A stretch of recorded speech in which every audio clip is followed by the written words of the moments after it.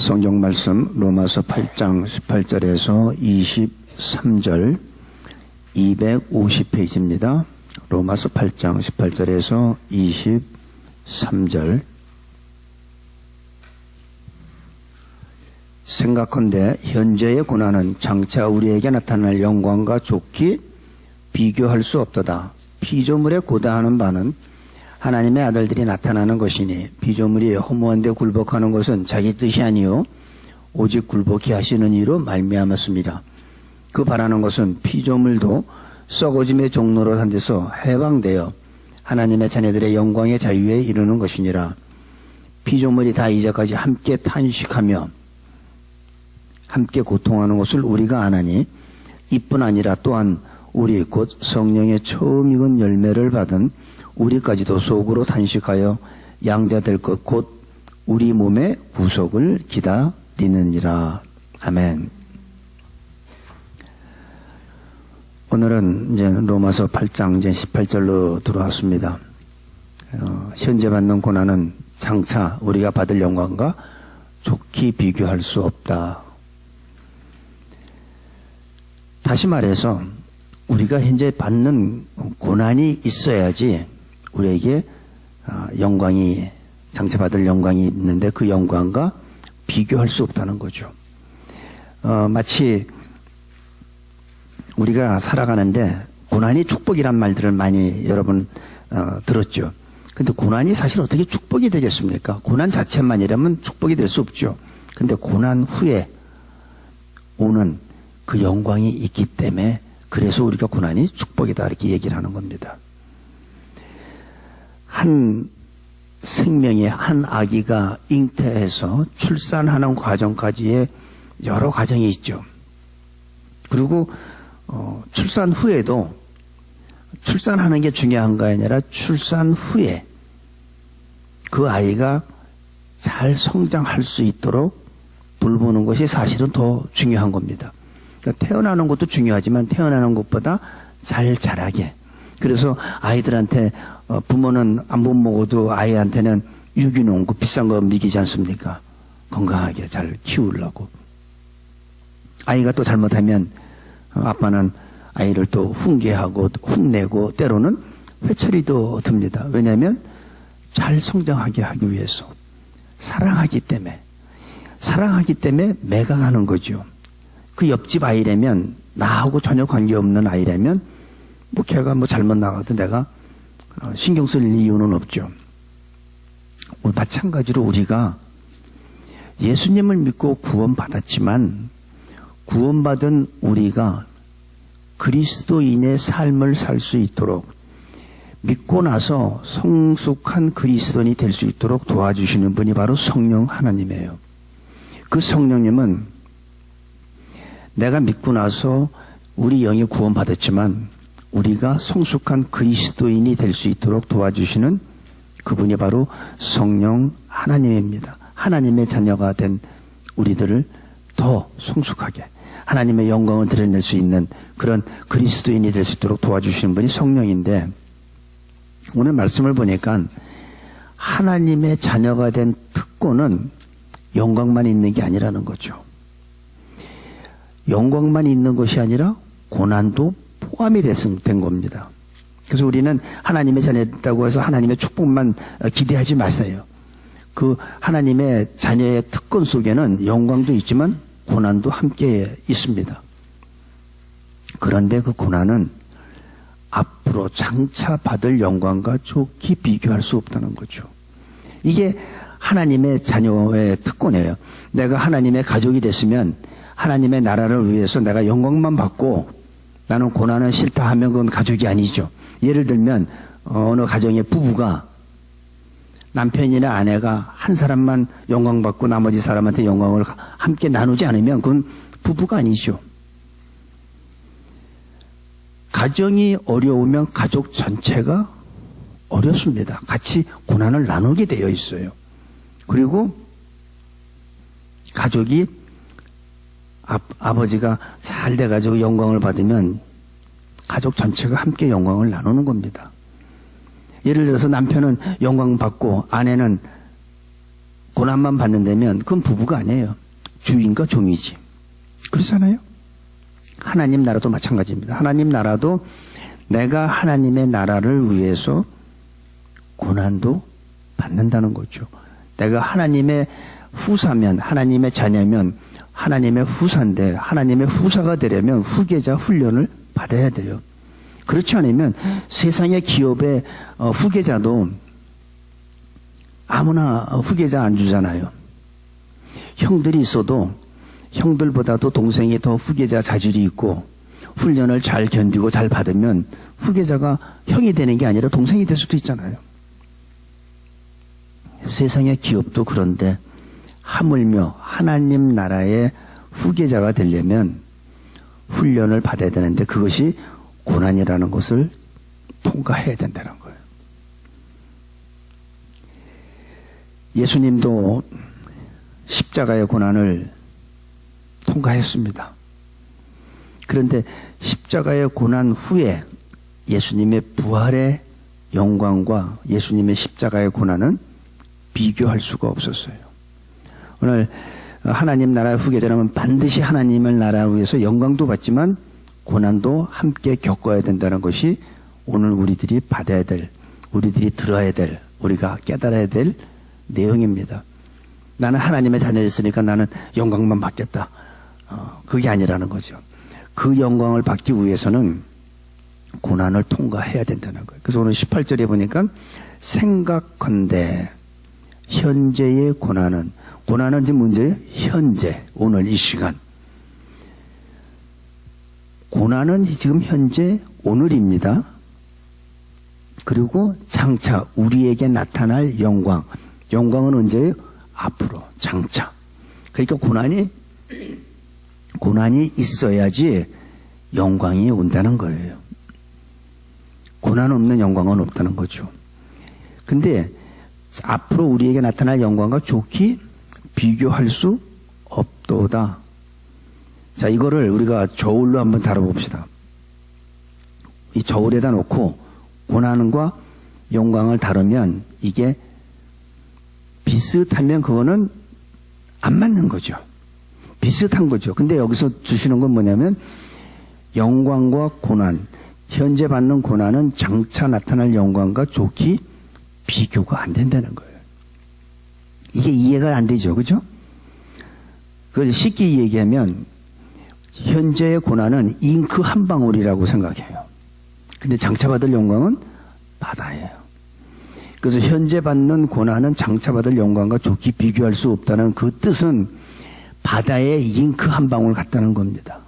이제 이해가 돼요? 바다의 잉크 한 방울.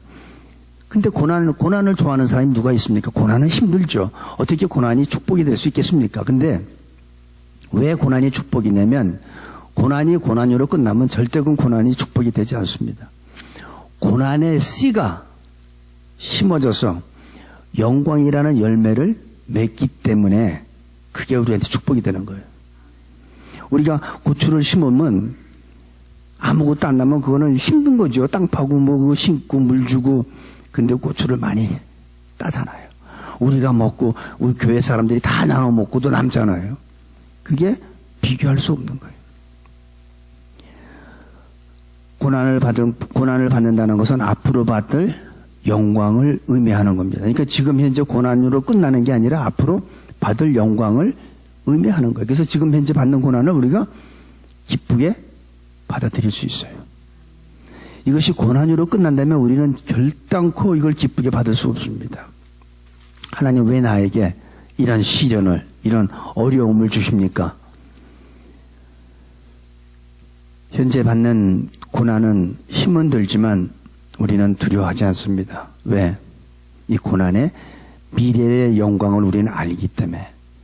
우리는 미래를 가본 적은 없지만 하나님의 말씀을 통해서 미래의 영광을 우리는 알아요. 그러니까 현재 내가 어떤 어려움이 있어도 두려워하지 않습니다. 어렵지 않습니다. 비교할 수 없습니다. 이것은 우리에게 주어진 하나님의 약속이고 축복이에요. 고난에 씨가 있어야지 씨를 심어야 열매가 맺을 거 아닙니까? 근데 영광의 열매의 씨는 고난이라는 시죠. 그래서 고난이 바로 축복이라는 말이 됩니다. 그런데 나는 고난 싫어. 누가 고난 좋아하는 사람이 어디 있습니까? 고난을 우리가 즐겁게 고난을 맞이한다고 말할 수는 없죠. 고난은 힘들죠. 하지만 내가 그 고난이 싫어서 하나님을 멀리하고 세상에 나가서 세상과 타협하고 내가 세상에서 즐기면서 편안하게 사는 사람보다는 그래도 미래의 영광을 바라보며 현재의 고난을 두렵지 않고 담대하게 내가 이기는 사람한테는 비교할 수 없는, 지금 현재 받는 고난과 비교할 수 없는 영광이 우리에게 주어진다는 약속의 말씀입니다. 그래서 그리스도인들은 고난 겪을 때 기뻐할 수는 없지만 그래도 내가 기쁘게 받아들이면, 이 고난도 내가 기쁘게 받아들이면 더 이상 나한테 고난은 고난이 되질 않습니다. 더 이상 여러분, 내가 한번 손해보기로 작정한 사람은요 괴로움이 없어요. 내가 손해보지 않으려고 할 때 괴로움이 있는 거지, 저 사람하고 나하고 하는데 지금 문제가 있어. 근데 내가 좀 손해보지 뭐, 내가 양보하지, 내가 참지 하면 무슨 얘기가 오가도 더 이상 나한테 괴로움이 없어요. 그렇기 때문에 우리는 현재의 어려움을 기쁜 마음으로 우리는 이길 수 있다고 저는 생각합니다. 19절에서 21절은 조금 내용이 갑자기 이 피조물로 좀 돌아가는 내용이 나옵니다. 피조물에 고대하는 바는 하나님의 아들들이 나타나는 것이니 피조물이 허무한 데 굴복하는 것은 자기 뜻이 아니요. 피조물이 자기 뜻이 아니라는 거예요. 오직 굴복케 하시는 이로 말미암았으니라. 그 바라는 것은 피조물도 썩어짐의 종노릇 한 데서 해방되어 하나님의 자녀들의 영광의 자유에 이르는 것이니라. 여기 21절까지, 19절에서 21절까지 보니까 이 갑자기 피조물이 나와요. 우리의 고난, 현재 받는 고난과 장차 받을 영광과 좋게 비교할 수 없다고 하면서, 그리고 나오는 게 피조물이 나옵니다. 근데 이 피조물들도 우리하고 똑같이 바라는 게 뭐냐면, 이 썩어짐의 종로로 돼서 해방되는 거를 피조물들도 원하는 거예요. 피조물들은 자기들이 원해서 이렇게 어려움을 겪는 게 아니라 인간 때문에 그렇게 됐어요. 우리 여기 보니까 사람들만 구원받고 사람들만 구속받기를 원하는 게 아니라 이 피조물들도 그걸 원하는 거예요. 하나님의 아들이, 예수님이 다시 재림하기를 기다리는 거예요. 하나님이 에덴 동산을 만드셨을 때는 너무나 좋았습니다. 그런데 이 인간이 타락하면서 땅이 저주를 받습니다. 인간만 저주받는 게 아니라 땅이 저주를 받아요. 창세기 3장 한번 볼게요. 우리가 구약성경으로 갑니다. 4페이지. 창세기 3장 17절부터 보면은, 아담에게 이르시되 내가 네 아내의 말을 듣고 내가 너더러 먹지 말라 한 나무 실과를 먹었은즉 땅은 너로 인하여 저주를 받고, 땅이 잘못한 건 하나도 없어요. 아담이 잘못했기 때문에 너로 인하여 땅이 저주를 받아요.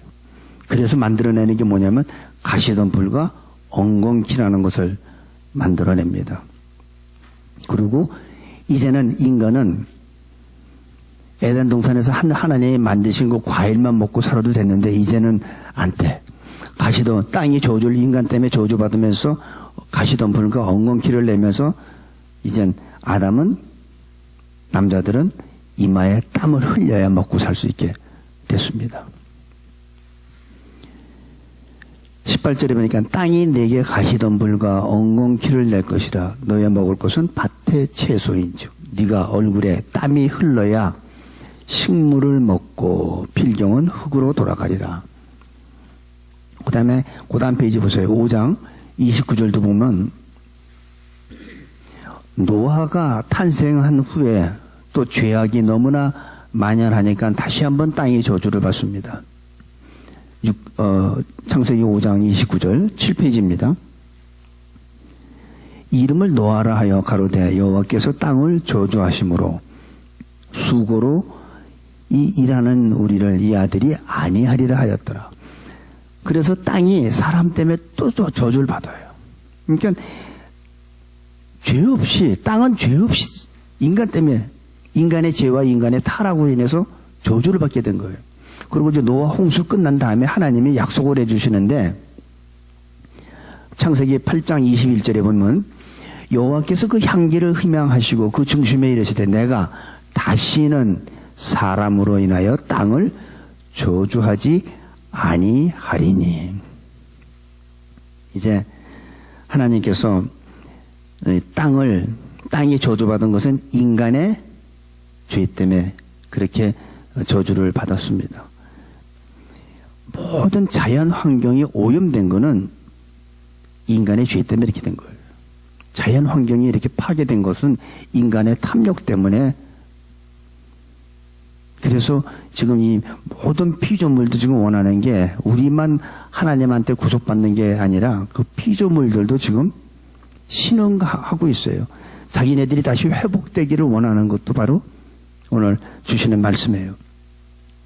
피조물이 자기 뜻이 아니에요. 인간 때문에 자연 환경에 다 파괴되고 망겨지고 환경 오염. 그래서 지금 무슨 뭐 핵발전을 하느냐 마느냐 무슨 이 모든 환경이 오염된 게 사실은 다른 거 아니에요. 인간의 탐욕, 인간의 죄 때문에 자연이 이렇게 파괴되고 환경 오염된 겁니다. 사실은. 그러면 그걸 회복하려면 어떻게 해야 될까요? 인간이 하나님 앞에 죄를 회개해야죠. 회개하면 저는 자연 환경이 다시 회복될 것으로 저는 생각합니다. 인간의 탐욕, 인간의 죄, 환경을 구할 수 있는 유일한 길은 저는 회개라고 생각해요. 그렇게 되면 모든 피조물의 세계와 환경은 다시 회복됩니다. 다시 하나님의 처음에 창조했을 때 모습으로 회복됩니다. 보시기에 좋은. 저는 이 자연을 보면서 그렇게 막 감성적으로 낙엽이 떨어지는 것, 낙엽 색깔이 변하는 거 보면서 막 이렇게 뭐 기쁘거나 눈물이 나거나 막 감동적이진 않는데 제가 아주 오래전에요. 그런 경험을 했어요. 제 개인적인 경험입니다. 어느 날 제가 이제 성령 체험하고 제가 죄사함 받은 그걸 체험한 후로 운전하고 가는데 길거리에 나무 그 파란 나무 잎 색깔이 그렇게 아름다울 수가 없어요. 마치 나한테 무슨 얘기하는 것 같아요. 근데 그 나무 색깔은 어제나 오늘이야 똑같은 건데 보는 내 눈이 달라진 거죠. 그 나무 색깔은 어저께하고 똑같죠. 심지어는 나무 잎이 아니라 세븐일레븐 그 사인도 그렇게 이쁠 수가 없었어요. 뭐가 달라졌을까요? 달라진 건 내가 달라진 거죠. 예전엔 몰랐는데 세상이 달라진 것 같은 것을 느꼈습니다. 아니, 달리 보였어요. 저는 오늘 이 피조물들이 고통 가운데 있는 피조물들의 신음소리와 피조물들이 고통하는 소리를 우리들이 듣게 되기를 바랍니다. 그들도 지금 고통받고 있어요. 신음하고 있어요. 그들도 지금 구속받길 원해요. 하나님의 아들들이 나타나길 원해요. 회복되길 원해요. 우리가 왜 전도하는지 아세요? 저는 여러분들한테 이 온 피조물들의 그 고통받는 소리, 신음하는 소리를 듣게 되기를 바라지만 또한 우리가 전도하는 거는 사실은 하나님 모르는 사람들이죠. 하나님 믿지 않고 하나님 없이 사는 사람들.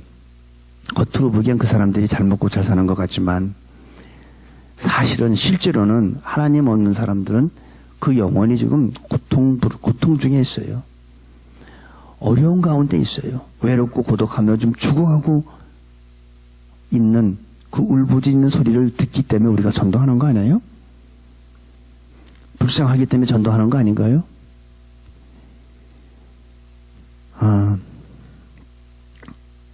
그 사람들이 세상에서 존경받고 훌륭하고 자기가 자기 자랑을 할지라도 실제적으로는 하나님 없는 영혼은 자기는 못 느낄지 모르지만 그 영혼은 고통 가운데 울부짖고 있습니다. 그렇기 때문에 우리가 나가서 전도하는 거예요. 그래서 우리가 복음 전하고 하나님을 소개하고 복음의 진리를 예수 그리스도를 믿어야지 구원받는다는 얘기를 우리가 전하는 이유가 그런 그 영혼의 고통 소리를 이 피조물의 고통 소리뿐만 아니라 하나님 모르는 영혼들의 고통 소리도 우린 들어야 돼요. 그래야지 우리가 전도하는 거죠. 22절, 23절을 보니까 피조물이 다 이제까지 함께 탄식하며 함께 고통하는 것을 우리가 안 하니. 보세요. 피조물들도 지금 함께 탄식하고 함께 고통받는다고 그래요. 피조물이. 이뿐 아니라 또한 곧 성령의 처음 익은 열매를 받은 우리까지도 속으로 탄식하며 양자될 것 곧 우리 몸의 구속을 기다리느니라. 우리는 예수님을 믿음으로 구원받은 것으로 끝나는 게 아니라는 겁니다. 우리 몸, 여기 23절에 보니까 우리 몸의 구속을 기다리느니라. 이 피조물들도 구속을 기다리는데 우리가 예수 믿고 내 영혼이 구원받았으면 됐지 왜? 근데 그것으로 끝나는 게 아니라요. 우리 몸도 구속받아야 된대요. 어떤 사람들은 그런 사람들이 있습니다. 우리의 몸은 중요한 게 아니고 우리의 영이 중요하기 때문에 내가 영이 구원받았으면 됐지 우리 육체는 중요한 게 아니라면서 그냥 육신의 본능대로 사는 그런 무리들이 있습니다. 그건 아주 잘못된 거예요. 성경은 내 영이 구원받은 것 같이 우리 몸도 23절 보세요. 우리 몸의 구속을 기다리느니라. 우리 몸도 구원받아야 된다는 거예요. 예수님을 믿고 내가 영혼 구원받았다. 그거로 끝나는 게 아니라 우리 몸도 구원을 받아야 합니다. 영의 구원뿐 아니라 몸의 구원. 우리가 그 죄의 종으로 우리 몸을 과거에는 우리 몸이 죄의 종으로 있었죠. 근데 이제는 의의 종으로 쓰임 받으라는 거예요. 의의 병기로 쓰임 받으라는 거죠. 우리 몸도. 그러기 위해서는 우리 몸을 하나님이 보시기에 거룩하고 의롭게 우리 몸도 지켜야 돼. 육신의 본능대로 살면 안 돼. 우리 몸은 의의 병기로 하나님이 쓰시기에 가장 좋아야 돼요. 그렇기 때문에 우리는 몸도 건강관리도 잘 해야 돼요. 육체의 본능대로 살면 우리가 지난 시간에 잠깐 했죠. 육체대로 살면 결국은 사망이라고. 그래서 반대로 어떤 사람들은 육의 욕망대로 살지 않고 성령 충만해가지고 이거 육의 본능을 좀 이렇게 억제하면서 사는 사람들이 있죠. 절제하며 사는 사람들. 육신의 본능, 그 힘을 잃어버리는 사람들을 우리가 볼 수 있어요. 저 사람들은 똑같은 환경 속에서 똑같은 상황 속에서도 어떤 사람들은 육체 본능대로 사는데 어떤 사람은 그렇지 않는 사람이 있어요. 절제하고 하나님이 기뻐하는 삶을 살려고 굉장히 노력하는 사람들인데 그건 누구냐면 그 안에 성령께서 충만할 때 그렇더라고요. 성령이 충만하자면 우리는 금방 육의 본능대로 돌아가요. 이게 좋은 게 좋지. 안 그런 사람 다 어디 있어. 보니까 목사도 그런다던데 하면서 그냥 육체의 본능대로 돌아가는 사람이 너무나 많은데 그렇게 살면 안 된다는 겁니다. 하나님이 원하는 건 주 예수 그리스도가 다시 오실 때 우리의 영과 혼과 몸이 거룩하게 보존되기를 원하는 게 바로 성경의 가르침입니다. 몸의 구원이 이루어지는 사람들은 보면 육체의 본능이 자꾸 힘을 잃고 그 사람 살아가는 모습이 달라지기 시작해요. 그러니까 남들이 볼 때 뭐래요? 저 사람 많이 변했어. 많이 달라졌어. 저 사람 과거에는 술집 가서 보면 술도 많이 먹었는데 이제는 술집에 가는 이유는 친구들하고 같이 가는데 그 친구들을 복음 전하려고 하지. 가서 술 먹고 그러는 게 없잖아요. 주위 사람들한테 조롱받을지 몰라도 그게 몸의 그 육체의 그 본능의 힘을 잃어가는 증거라고 저는 생각합니다. 우리의 육신은 늙어가고 자꾸 병듭니다. 작년보다 올해 더 늙었고 작년보다 올해 근육도도 몸에서 근육의 양도 좀 떨어지고 기억력도 많이 떨어지고 그게 우리 육체는 자꾸 병들고 늙어갑니다. 그러나 그래도 그 몸이 우리가 이대로 끝난다면 우리한테는 절망이지만 우리의 약한 육체의 몸이 우린 변하게 되어 있어요. 우리 몸은 지금 약한 우리 빌립보서 3장 21절에 보면 이렇게 써요.